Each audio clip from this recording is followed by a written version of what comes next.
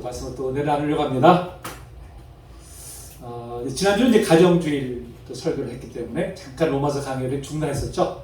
이제 지지난주에 로마서 8장 12절로 17절 말씀을 통해서 우리가 이제 하나님을 아빠, 아버지라 부르게 되었다 그랬어요. 하나님을 그냥 아버지라 부르는 것도 너무나 감격스러운 일인데 더 친근한 아빠라고 부를 수 있는 이제 그런 특권을 우리가 이제 가지게 되었죠. 그렇지만 이제 그렇다고 해서 우리가 이 땅에 사는 동안 고난이 또 그치는 것은 아니라고 말씀드렸습니다. 여전히 우리의 삶 가운데는 고난이 계속해서 닥쳐됨을 이제 말씀을 드렸었어요. 사실 누구도 삶 속에서 고난을 반겨하거나 즐거워할 사람이 있을까요? 없죠. 한 사람도 없을 것입니다. 만약 있다면 그 사람이 좀 이상한 것이죠. 그렇죠? 특히 이제 큰 고난을 지나온 분들일수록 고난 당하는 것이 얼마나 힘든 것인가를 알기 때문에 더더욱 사실은 이제 반가워하지 않죠.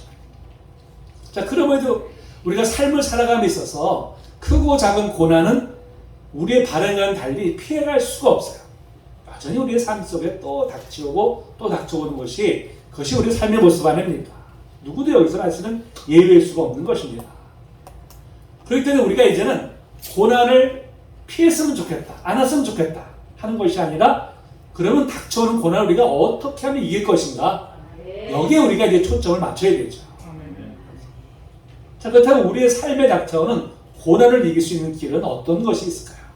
오늘 본문에서 두 가지를 말씀해 주고 있습니다.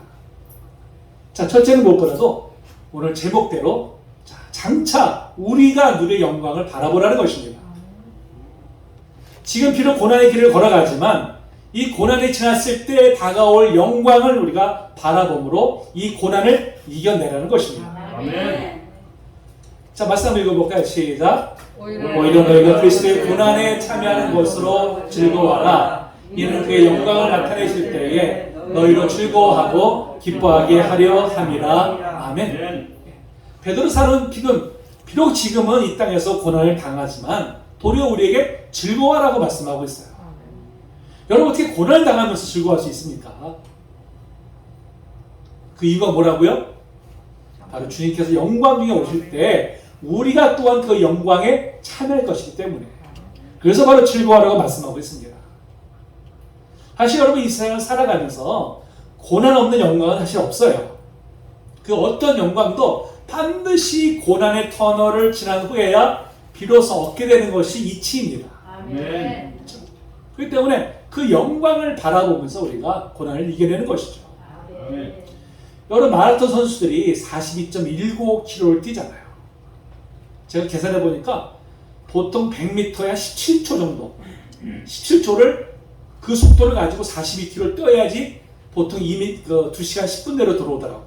이건 뭐 그야말로 초인적인 일이죠, 사실. 자, 근데 정말 숨이 차 죽을 것 같은 그런 고통이지만 여러분 어떻게 그것을 완주할 수 있을까요? 어떻게? 바로 그걸 완주했을 때 얻게 될 영광을 바라보기 때문에 그걸 바라보기 때문에 정말 포기하고 싶은 그 순간에도 포기하지 아니하고 끝까지 완주를 하게 되는 것입니다. 지금은 올림픽에서 금메달을 따게 되면 얼마나 많은 영광이 따릅니까? 그렇잖아요. 금메달 따죠. 세계적인 유명한 선수가 되죠. 또 그에 상응하는 재물도 얻게 됩니다. 그런데 고대 그리스 사회에 그 당시에도 이 마라톤 대회가 있었는데요. 그때는 이 마라톤 대회에서 우승하는 사람들에게 뭘 줬을까요? 월계관. 바로 월계수로 만든 그냥 그거 하나 딱 주는 거예요. 그냥 이것도 금방 시들어버려 하시거든요. 그런데 그거 하나 얻으려고 그 고통을 참아내는 것입니다.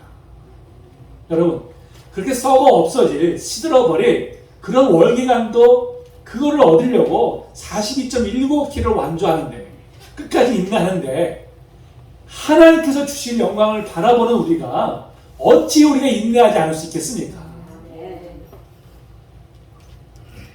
오늘 이 로마서를 쓴 바울 사도가 사실 복음을 전하면서 겪은 고난은 뭐 상상할 수 없는 일이었습니다.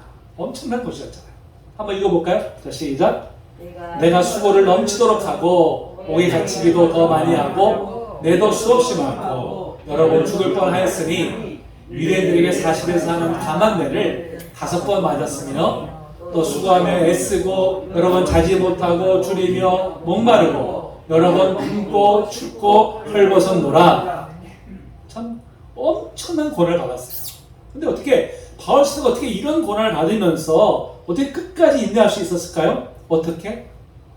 바로 장차 받을 영광이 현재의 고난과는 비교할 수 없는 너무나 큰 것을 알고 그것을 바라보았기 때문이죠. 아멘. 자, 그것이 바로 오늘 우리가 읽은 18절 말씀입니다.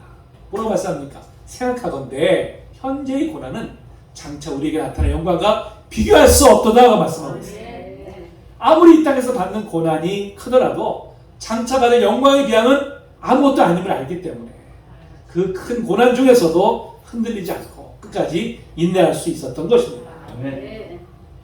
그렇다면 여러분, 우리가 장차 받을 영광이란 도대체 어떤 것일까요? 장차 받을 영광.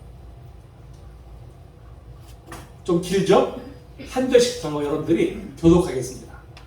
무익하나마 내가 부들불 자랑하노니 주의 환상과 계시를 말하리라.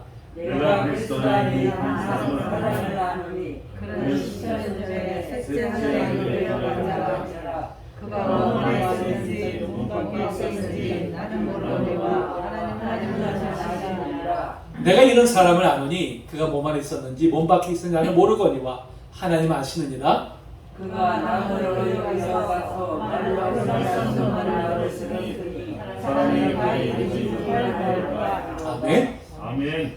자, 2절에서 말하는 셋째 하늘이라는 것은 바로 4절에서 말씀하는 바로 낙원을 가리키는 것입니다. 곧 천국을 가리키는 것이죠. 바울 사도가 환상 중에 천국에 올라갔어요. 거기서 뭘 봤습니까? 장차 받을 영광을 바라보았습니다. 근데 그 영광이 얼마나 놀라운지 뭐라고 표현합니까? 사람이 가히 이르지 못할 말로다. 그러니까 사람의 말로는 도저히 표현하려고 해도 표현할 수가 없는 그런 영광이라는 거예요. 여러분, 그렇습니다. 우리가 장차 들어갈 연천국이 얼마나 영광스러운지 우리의 이 언어로는 표현이 불가능한 것입니다. 사실 많은 사람들이요, 이 환상 중에 천국을 보고 왔다고 이제 간증하는 분들이 사실 많아요. 그러면서 이제 천국이 어떤 곳이라고 아주 상세하게 표현하는데 솔직히 저는 좀 의심스러워요. 왜? 바울 사도도 표현을 못할 정도라고 하는데 어떻게 감히 우리가 이렇게 표현할 수 있겠어요? 사실. 자, 그러나 우리의 말로는 다 표현할 수 없지만 그래도 우리가 어느 정도는 알아야 되잖아요. 천국이 어떤 곳인지. 그래서 주님께서 바로 요한 사도를 통해서 천국이 이런 곳이다 하고 말씀해 주셨어요. 또 한번 자 교독해 봅니다. 제가 먼저 읽고 여러분 한 절씩. 또 내가 새 하늘과 새 땅을 보니 처음 하늘과 처음 땅이 없어졌고 바다도 다시 있지 않더라. 또 내가 보매 거룩한 성새 예루살렘이 하늘로부터 하늘에서 내려오니 그 준비한 것이 신부가 남편을 위하여 나타난 것 같더라. 내가 들으니 보좌에서 큰 음성이 나서 이르되 보라 하나님의 장막이 사람들과 함께 있음에 하나님이 그들과 함께 계시리니 그들은 하나님의 백성이 되고 하나님이 친히 그들과 함께 계셔서 모든 눈물을 그에서 닦아주시니 다시 사망이 없고 애통한 것이나 독한 것이나 아픈 것이 다시 있지 아니하니 처음 그들이 다 지났으니라. 아멘. 아멘. 여러분, 천국이 어떤 곳입니까? 다시는 죄로 인해서 고통을 겪지도 않고 병들어서 아픔도 없고 이별의 눈물도 없고 죽음이 없는 곳. 바로 하나님이 친히 우리와 함께 하실 영광이 기다리는 곳. 그것이 어디예요? 천국입니다. 여러분, 우리가 그 천국을 바라보기 때문에 그 천국의 영광을 바라보기 때문에 오늘 우리가 겪는 고난을 우리가 인내할 수 있는 것입니다. 여러분, 올림픽에 출전한 선수들이 그렇게 혹독한 그 지역 훈련을 어떻게 견뎌낼 수 있을까요? 장차 받을 메달의 영광을 바라보기 때문이 아닙니까? 여러분, 우리가 어떻게 이 땅에서 고난을 견뎌내면서 살아갈 수 있을까요? 바로 장차 받을 천국의 영광을 바라보기 때문입니다. 여러분, 고난만 바라보면요, 고난이 점점 더 커져서 우린 거기에 눌려 살 수밖에 없어요. 그러나 장차 받을 영광을 바라볼 때 여러분, 우리가 이 땅에서 겪는 고난은요 작게 보여요. 왜? 영광이 너무나 크기 때문에. 그래서 우리가 믿음의 눈을 들어서 뭘 바라봐야 됩니까? 장차 우리가 받을 천국의 영광을 바라봐야 됩니다. 그 총영을 바라봄으로 고난을 능히 이기시는 우리 성도님 되시기를 주님의 이름으로 축복합니다. 자, 또 고난을 이길 수 있는 또 하나의 이유는요, 바로 환난이 인내를 낳고 인내가 소망을 이루기 때문입니다. 자, 우리 지난번에 살펴봤죠. 로마서 5장 2절로 4절 말씀입니다. 한번 읽어봅니다. 시작. 또한 그러나 우리가 믿음으로써 이 은혜를 받았으며 하나님의 영광을 바라고 즐거워하느니라. 이뿐 아니라 우리가 환난 중에도 즐거워하나니 이는 환난의 인내를, 인내는 연단을 소망을 이룬 줄 알미로다. 아멘. 여러분, 이거 왜 환난 중에도 즐거워할 수 있습니까? 어떻게? 바로 이 환난이 우리를 하여금 인내하게 하고요, 인내가 우리를 연단해서 그 연단이 우리를 하여금 참된 소망을 이루기 때문에 그렇습니다. 여러분, 환난은 성도들로 하여금요, 어려움 속에서도 인내할 수 있는 사람으로 만들어가요. 환난의 기간을 통과하는 과정 내에서 우리가 가지는 인내가 형성이 되는 것입니다.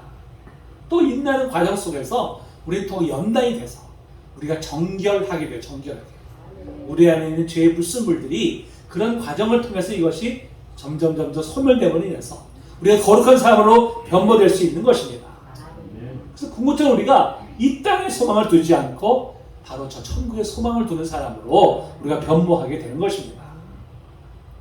여러분, 지금까지 우리 삶에는 이런저런 역경이 있었어요. 너무나 많은 아픔도 있었고 너무나 많은 슬픔도 있었습니다. 그 과정을 통과할 때는 너무나 힘들고 고통스러웠어요. 도대체 왜 하나님께서 나에게 이런 고통을 허락하시는지 정말 이해할 수 없었습니다. 그런데 그 과정을 통과한 후에 깨닫게 되는 것이 무엇입니까? 바로 그 역경을 통해서, 그 환난을 통해서, 그 고난을 통해서 우리가 하나님 앞에 또 가까이 나가게 되었잖아요. 하나님의 크신 은혜를 깨닫게 되었잖아요. 우리 안에 있는 죄성이 제거되고 하나님께 소망을 두는 사람으로 우리가 변모될 수 있었습니다. 그렇기 때문에 우리가 심지어 고난 중에도 즐거워할 수 있다고 고백하는 것입니다. 우리 성도님들 이런 즐거움 있으십니까? 할렐루야. 여러분, 그때 이제부터는 여러분 고난 중에도 하나님의 영광을 바라보시기 바랍니다. 여러분, 환경 바라보지 마시고 사람 바라보지 마시고 여러분 오직 주님께서 주실 그 영광만 바라보십시오. 그것이 능히 우리로 하여금 고난을 이기고 승리하게 하실 줄로 믿습니다.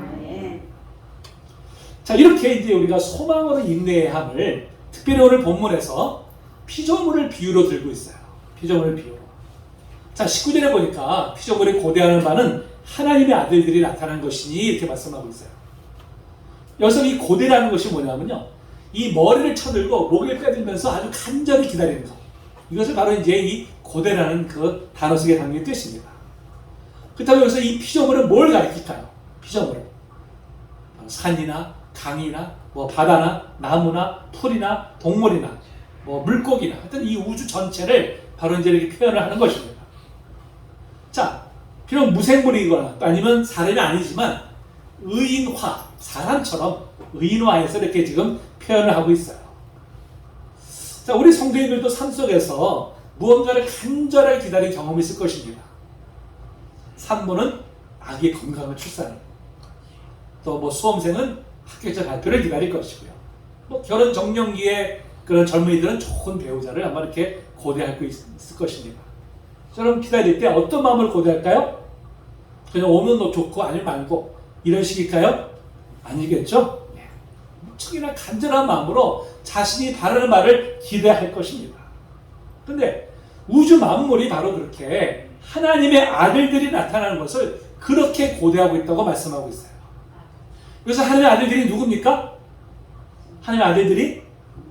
그렇죠. 저와 바로 여러분들이에요. 바로 거듭나서 구원받은 우리들을 말하는 것입니다. 우리는 양자의 영을 받았기 때문에 이제 하나님을 아빠, 아버지라고 부르잖아요. 그래서 우리는 지금 하나님의 아들들이 되었어요. 근데 여기 계신 여자분들 들을 때는 나는 아닌가? 이렇게 생각할지 모르지만, 예, 이 성경이 쓰여질 당시만 해도 그 문화 자체가 남자가 모든 것을 대표한다고 여겼기 때문에 이렇게 아들들 이렇게 표현한 거예요. 하지만 사람 전체를 말하는 것입니다. 여자분들 삐지지 마세요. 예. 자, 그렇다면 여러분 피조물들이 하나님의 아들들이 나타날 때를 기다린다는 말은 무슨 뜻일까요?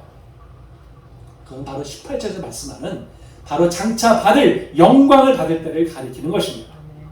장차 예수님께서 재림하실 때 우리가 예수님처럼 영광스러운 모습으로 변화될 것입니다. 아멘. 여러분 피조물들이 왜 그것을 합수고대할까요? 왜 기다릴까요? 무엇 때문에? 오늘 20절에 보니까 뭐라고 말씀합니까? 피조물은 허무한데 굴복하는 것은 자기 뜻이 아니요 오직 굴복하게 하시는 이를 말미암음이라 그랬어요. 그래서 이 허무라는 단어가 보니까요 원래 의도된 목적을 이루지 못하는 것, 이것을 바로 이제 허무라고 표현합니다. 허무라는 단어로 표현하고 있어요. 그것은 무슨 뜻일까요? 바로 하나님께서 이 우주 만물을 창조하실 때 원래 목적이 있었어요. 목적이 있었는데 지금 그 기능을 다하지 못하고 있다는 것입니다. 자, 그럼 그 이유가 어디 있을까요? 그 이유가 왜 하나님께서 이 우주 만물을 어떤 목적을 가지고 창조하셨는데 왜 그 기대에 부응하지 못하는 것일까요? 그것은 바로 인간의 죄 때문이죠. 읽어봅니다. 시작. 아담에게 이르시되 네가 내 아내의 말을 듣고 내가 네게 먹지 말라 한 나무의 열매를 먹었은즉 땅은 너로 말미암아 저주를 받고 너는 내 평생에 수고하여야 그 수산을 먹으리라. 땅이 네게 가시덤불과 엉겅퀴를 낼 것이라. 아멘. 최초의 인간이 아담과 하와가 범죄를 했잖아요.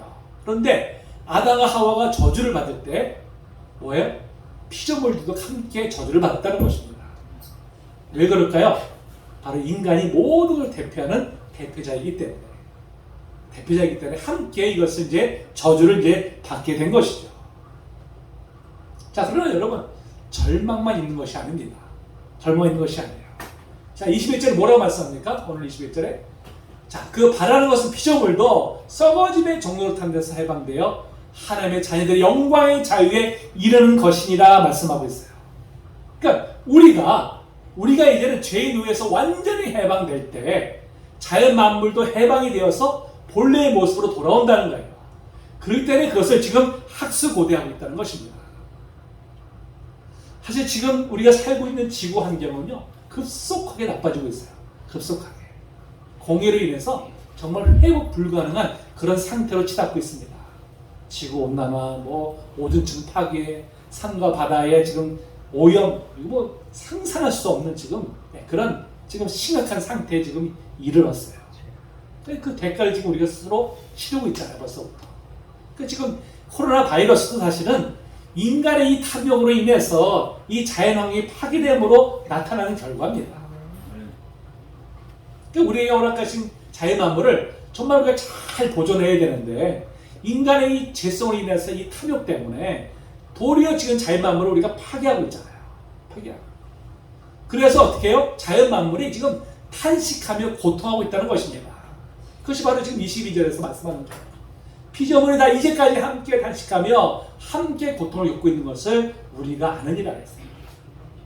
피조물들도 지금 우리가 지금 죄로 인해서 이렇게 오염되고 또 죄성으로 인해서 우리가 고통 겪고 있는 것처럼 피조물도 지금 이런 오염으로 인해서 함께 탄식하며 함께 고통을 하고 있다는 것입니다. 근데 여러분 비록 이 피조물이 인간의 타락으로 인해서 급속도로 좀 파괴되어 가고 있지만요 한편으로는 만물을 새롭게 하시는 하나님의 역사를 지금 고대하고 있다는 것입니다. 우리가 지금 살아가고 있는 이 우주는 멸망하는 것은 어떻게 보면 필연적이에요. 필연적으로. 누구도 사실 이제는 돌이킬 수가 없습니다. 하지만 그럼에도 우리는 뭘 믿습니까? 하나님께서 만물을 새롭게 하실 것을 우리는 분명히 믿습니다. 우리는 그날을 소망해요. 그래서 그때가 언제일까요? 그때가 예수님께서 재림하실 때. 예수님께서 재림하실 때 만물을 새롭게 하실 것이기 때문에 우리 모두가 다 그날을 소망하는 것입니다. 자, 계시록에 이렇게 말씀하잖아요. 읽어봅니다. 시작. 또 내가 새하늘과 새 땅을 보니 처음 하늘과 처음 땅이 없어졌고 바다도 다시 있지 않더라. 보지 않으시니가 이르시되 보라 내가 만물을 새롭게 하노라 하시고 또 이르시되 이 말은 신실하고 참되니 기록하라 하시고 아멘. 여러분 이 우주 만물이 예수님이 재림하실 때 없어지는 것이 아니에요.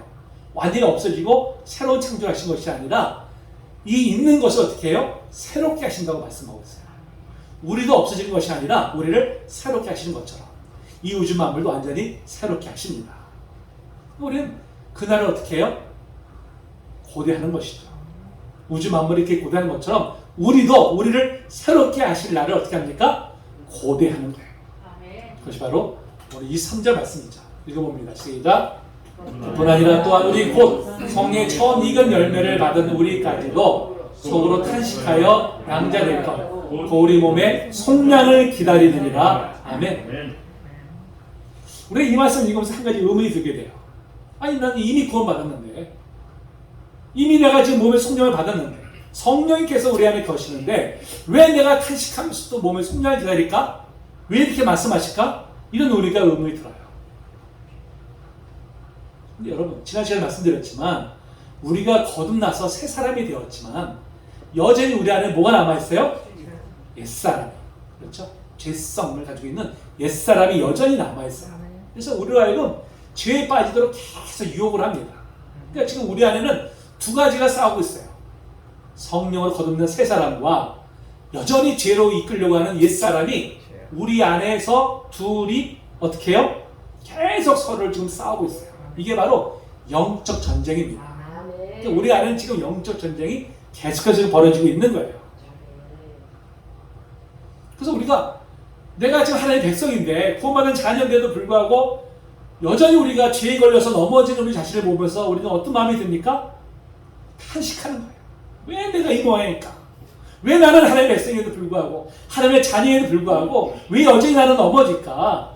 탄식하는 것이죠. 고통하는 것이죠. 자, 여러분, 주님께서 재림하실 때 우리 안에 남아있던 옛사람도 완전히 소멸됐어요. 이제 우리가 절대 죄를 범하지 않는 완전한 몸을 우리가 가지게 될 것입니다.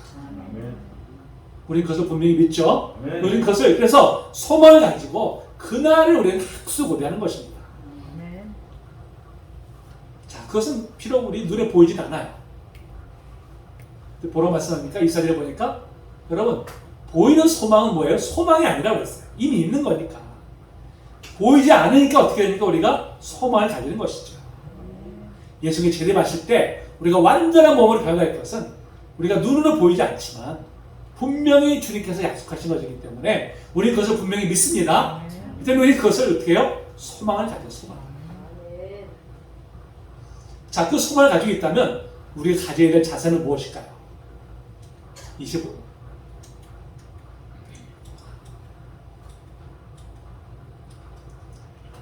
오늘 본문 25절에 뭐라고 말씀하고 있습니까? 만일 우리가 보지 못하는 것을 바라면 참음으로 기다릴지니라 그랬어요. 참음으로. 그러니까 우리가 소망을 가진 사람들은 그 소망이 성취될 때까지 어떤 자세를 가져야 됩니까? 인내함으로. 고난을 참고 견딤으로 우리는 그날을 기다리는 것입니다. 자, 그렇다면 우리가 이 땅에서 겪는 고난의 의미에 대해서 좀 더 깊이 한번 우리가 생각해 보도록 하겠습니다. 지난 시간에 말씀드렸지만 우리가 겪는 고난에는 많은 이유가 있어요. 많은 이유가. 근데 그 중에서 하나님께서 직접 주시는 시험이 있습니다. 우리가 예수께서 영접하는 그 순간 우리에게 새 생명을 주시죠. 그래서 가르쳐서 거듭남이라고 합니다. 거듭남. 그렇죠? 우리 안에 완전히 새로운 존재가 탄생하는 것입니다. 여러분, 근데 아이가 탄생했더라도요, 갓난아기에 머물러 있으면 어떻게 됩니까? 이건 잘못된 거죠? 성장해야 돼요, 성장을. 그렇잖아요. 근데 그 성장 과정 속에서 부모나 때로는 또 학교에서 여러 가지 그런 배움의 과정을 통해서 사람은 성장하기 마련입니다. 예, 마찬가지죠. 우리가 예수 그리스도를 믿고 우리가 거듭났다고 해서 그것으로 그치는 것이 아니라는 것입니다. 그것으로 구원이 완성되는 것이 아니라는 것이죠. 비로소 구원의 여정이 시작되는 거예요, 시작. 그래서 반드시 그 과정에 있어서 뭐가 필요합니까? 성장 과정이 필요하잖아요. 성장 과정이. 그래서 이를 가리켜서 이미와 아직의 사이에 있다고 말합니다. 우리가 이미 구원을 받았지만 아직 완성된 것이 아니에요. 우리는 그 과정 속에 있기 때문에 자, 그 완성을 향해서 우리는 어떻게 됩니까? 끊임없이 우리는 달려가야 돼요. 난 다 됐어 하고 자족하는 순간 어떻게 됩니까? 넘어지게 되어 있습니다. 떨어지게 되어 있습니다. 그러니까 우리 그 과정 속에서 온갖 훈련 과정을 우리가 통과하게 되어 있어요. 여러 남자들은 때가 되면 군에 입대하잖아요. 군에. 그렇죠? 그래서 군사훈련을 받게 됩니다. 군사훈련이 정말 힘들어요. 힘들지만 그 훈련을 통해서 아주 건강한 대한민국 남자로 이제 거듭나게 되죠. 여러분, 제가 군대 입대하기 전에는요, 굉장히 약골이었어요. 그러니까 지금 제 모습 보면 도저히 이게 상상이 안 간다고 말씀들 하시는데, 제가 군에 입대할 때 이 키에 몸무게가 58kg였어요. 58kg. 그래서 제가 어릴 때부터 워낙 약하게 태어나가지고 저는 그냥 늘 이렇게 움츠려 있었던 사람이었어요. 그런데 하필이면 제가 가장 힘들다는 부대를 제가 군 훈련소 가게 됐어요. 6개월씩이나. 6개월 동안 제가 같이 받는 군 동료 중에 사고로 죽은 친구도 있었어요. 아주 엄청나게 힘든 그런 훈련인데 정말 포기하고 싶을 때가 한두 번이 아니었죠. 그런데 하여튼 하나님의 은혜로 그 6개월의 훈련을 제가 이제 견디게 되었어요. 근데 제가 이제 그걸 통하고 나니까 제 안에 자신감이 있어요. 자신감. 전에 나는 안 돼, 나는 할 수 없어. 늘 이런 패배의식에 잡혀 있었는데 제가 그 과정을 통하고 나서부터는 제 안에 막 자신감이 막 생기는 거예요. 그리고 그 이후로 제 인생에 있어서 많은 역경이 있었는데 그 역경을 이겨내게 한 큰 원동력이 사실은 그때 형성이 되었어요. 그때. 마찬가지죠. 우리가 하나님께서 우리를 역경을 지나게 하심은 바로 그런 과정을 통해서 우리를 성장시키기 위함입니다. 근데 하나님께서 훈련을 시키시는데요, 사람마다 다 다르게 하세요. 어떤 사람들은 굉장히 강도 높게 훈련을 시키시고요, 어떤 사람은 굉장히 더 경미하게 하세요. 사람마다 다 다릅니다. 왜 그러실까요? 무엇 때문에? 솔직하게 강하게 훈련을 하는 사람들은 어떤 사람입니까? 잘 안 꺾이는 사람들. 사실 잘 안 꺾이는 사람들. 웬만해서는 안 꺾이는 사람들은요, 하나님께서 강하게 훈련을 시키세요. 근데 순종 잘하는 사람들은요, 굳이 훈련을 시키실 필요가 없잖아요. 사실은요. 훈련을. 자, 그래서 하나님께서 훈련시키실 방법이 두 가지가 있어요. 첫째는 우리가 자청해서 받는 훈련입니다. 또 하나는 하나님께서 강권을 시키신 훈련이 있어요. 자청해서 받는 훈련이 뭡니까? 말씀과 기도예요. 내가 말씀과 기도에 내가 스스로 힘쓰므로 인해서 우리 믿음이 잘 성장하면 하나님께서 우리를 굳이 훈련시키실 이유가 없잖아요. 굳이 잘하는데 안 하니까 하나님께서 어떻게 하십니까? 우리를 제대로 된 영적 군사를 만들기 위해서 강권적으로 훈련을 시키시잖아요. 근데 하나님께서 훈련을 시키시면 힘들어요. 사실은 그것이 너무 힘들어요. 지혜로운 사람이 누굽니까? 하나님께서 강권을 훈련시키시기 전에 스스로 훈련받는 사람은 지혜로운 사람이에요. 우리 성도님들이 다 지혜로운 성도님 되시기를 주님의 이름으로 축복합니다. 하나님께서 강권을 하시기 전에 여러분 스스로 하세요. 스스로 말씀 읽고 묵상하시고 기도에 힘쓰세요. 그래서 여러분들이 스스로 이렇게 과정을 통해 성장해 가시면 하나님께서 여러분들을 참 칭찬하실 것입니다. 기쁘게 바라보실 줄 우리는 분명히 믿습니다. 그래서 우리가 이 훈련을 잘 통과하게 되면요, 우리가 무엇보다 하나님 안에서 바른 가치관을 가지게 돼요. 그리고 우리의 이제 초점이 전에는 세상을 향했는데 어떻게 하면 내가 세상에서 돈도 좀 더 많이 벌고 더 많은 걸 누리고 더 편하게 살까가 우리 삶의 목적이었는데 이제는 우리가 하나님 안에서 하나님 기뻐하시는 일이 무엇일까를 바라보는 사람으로 우리가 변모된다는 것입니다. 이것이 은혜죠. 이것이. 그러니까 여러분, 훈련이 없으면요, 우린 결코 하나님 나라의 백성으로서 합당한 수준에 이르지 못하게 돼요. 이 훈련을 통해서 우리 옛사람이 깨어지잖아요. 다듬어지잖아요.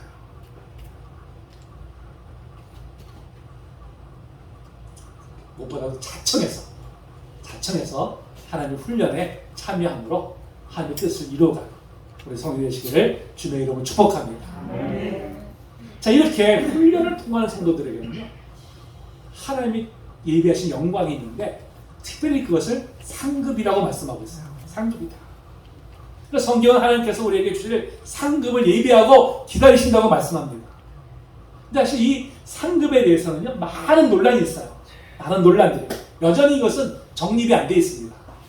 자, 어떤 분들은 아니 구원의 은혜만으로 감사한데 무슨 상급이 또 있느냐, 상급 바라느냐. 아니다, 그건 잘못된 거다.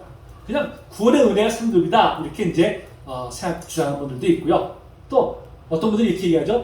천국에 가면은 뭐 금멸류관을 쓰는 사람이 있는 반면에 뭐 어떤 사람들은 꽃갈몬자를 쓴다더라. 또 어떤 사람들은 뭐 부대 궁굴 같은 집에 사는데 어떤 사람들은 뭐 초가집을 산다더라. 뭐 이렇게 또 얘기하는 사람들도 있어요. 또 어떤 사람들은 그렇게 차별이 있는 것이 어떻게 천국이냐. 그런 곳이라면 난 안 가. 뭐 심지어 이렇게 또 주장하는 분들도 있습니다. 근데 여러분, 성경은 분명히 상급이 있다고 말씀하고 있어요. 자, 주님께서 말씀했잖아요. 자, 마태복음 10장에 보니까 의인의 상, 선지자의 상, 내가 결코 상을 잃지 아니라 말씀하고 있어요. 분명히 주님께서 상을 주신다고 말씀하십니다. 히브리서 12장 6절에서도 뭐라고 말씀합니까? 자기를 찾는 자들에게 뭘 주세요? 상 주신다고 말씀하고 있습니다. 계시록 22장 10절 말씀하죠? 내가 줄 상이 내게 있어 각 사람에게 그가 행한 대로 갚아주리라. 아멘. 그렇죠. 자, 분명히 우리가 이 땅에서 행한 것에 대한 상급이 있다고 우리에게 분명히 말씀하고 있습니다. 지금까지 많은 믿음의 선배들이 이 상급을 바라보면서 현재의 삶에서 인내하면서 소망 가운데 나아갔어요. 그렇다면 여러분, 우리가 장차 하나님께로부터 받을 상급은 도대체 무엇일까요? 상급. 자, 성경에는 그 상급의 성격이 분명히 나와 있지 않습니다. 다만 천국에 들어가서 누구는 뭐 궁 같은 집에 살고 누구는 뭐 초가집에 산다, 이런 것은 절대 아닙니다. 그것은 우리가 인간이 생각하는 것이지 절대 천국은 그런 것은 아니에요. 그건 그냥 세상의 가치관을 가지고 이렇게 바라보는 것 뿐이죠. 그렇다면 우리 성도님들은 장차 천국에 들어가서 어떤 상급을 받기 원하십니까? 어떤 상급을? 자, 제가 생각하는 가장 큰 상급은 뭘까요? 제가 생각하는 가장 큰 상급은요, 바로 주님으로부터 인정과 칭찬을 받는 것입니다.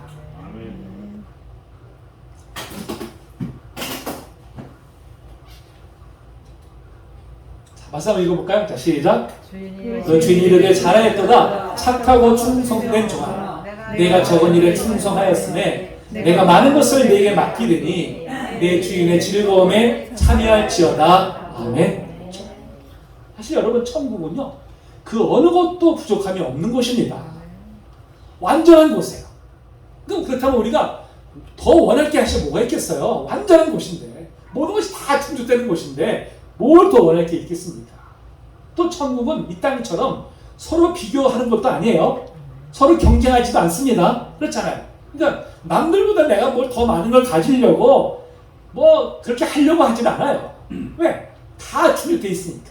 완전히 우리에게 다 주어져 있기 때문에 우리가 뭐 욕심을 내릴 것도 없는 것이 바로 천국입니다. 우리가 바랄 것이 뭐예요? 주님으로부터 인정받고 칭찬받는 것이죠. 우리가 이 땅의 삶을 마치고 천국에 들어갈 때 주님께서 친히 우리를 맞아주시면서 그 넓은 품에 우리를 꼭 안아주실 거예요. 그리고 우리의 눈에서 눈물을 닦아주시면서 그래, 잘했다, 잘했어, 여러분 이렇게 칭찬해 주신다면 여러분, 그보다 더 바랄 것이 무엇이겠습니까? 그보다 더 큰 기쁨이 어디 있겠습니까? 그보다 더 큰 영광이 어디 있겠습니까?